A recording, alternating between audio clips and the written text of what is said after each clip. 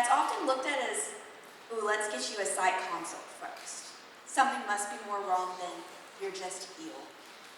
And for me, there's a lot more that has to go into that.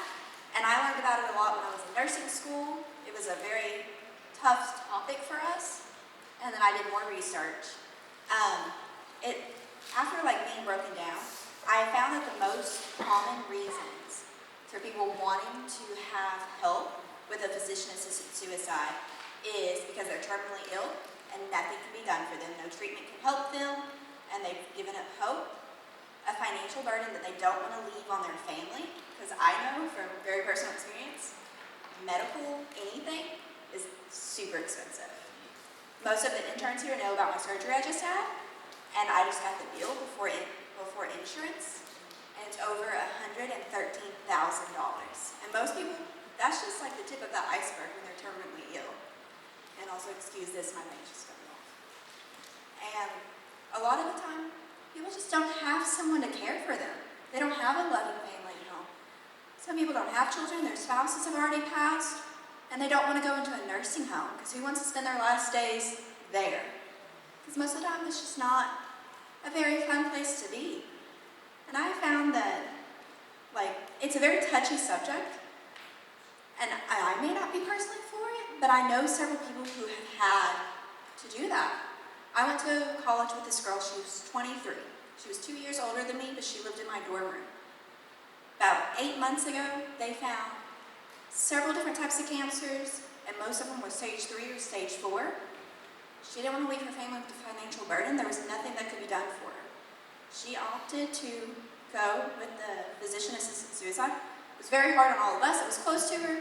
It was hard on her family, but they understood her decision. She was very close to God. She went to Him for everything. And I was like, that doesn't really go hand in hand, because everyone's like, well, suicide, God's against that, it's whatever. She goes, this is what I felt led to do because my family doesn't have the money to pay for my treatment. They can't take care of me because she was the one of 8 children. She was the oldest of 8. And her family was helping her pay for college because she got a few scholarships, but not a whole lot. And I was like, girl, that's your decision. This is on you, and this is between you and God. So when it comes to the psych consults, I understand, talk it out. Pray about it. Talk to someone who has a degree so they know more of how to find your train of thought. But personally, it would depend. It would be up in the air. And it says, for I consider that our present sufferings cannot even be compared to the glory that will come, that will be revealed in us, which is Romans 8:18. And when she was hitting that tough spot in her life, that was the verse that she went by. She pulled that at anything, at any time one of us was like, have you prayed? She would throw that at us. She goes, there's more for us to come. I won't be in pain anymore. I will be at peace. I will be with Him. She goes, I've done what I was supposed to do here. She goes, I'm dying, and that is it. It's like, okay, well, that is still your decision. And another Bible verse she pulled very close to her at the time was, come to me, all that who are weary and burdened, and I will give you rest. She goes, I went to Him before I talked to anyone because I knew this was a thing. She was in nursing school with me. She's like, I knew this was an option that I could do if it was legal here, because it's not legal in all 50 states. It's legal in very few, and it usually has to be a very sick patient. And she pulled this Bible verse very close to her. She goes, I am weary, I am in pain, I am going to be a burden. She goes, not to me, but to my family financially. She goes, I'm not a burden to them because they love me. They're going to care for me. But financially, they won't be able to take care of my brothers and sisters. They will have to file bankruptcy, and I do not want to leave that on them. And I found in research that, especially in Oregon, Oregon's a big state that it is legal in, that it happens quite often. And most patients are insured, or they're doubly insured. They just don't want to leave that burden on their family because insurance doesn't cover everything.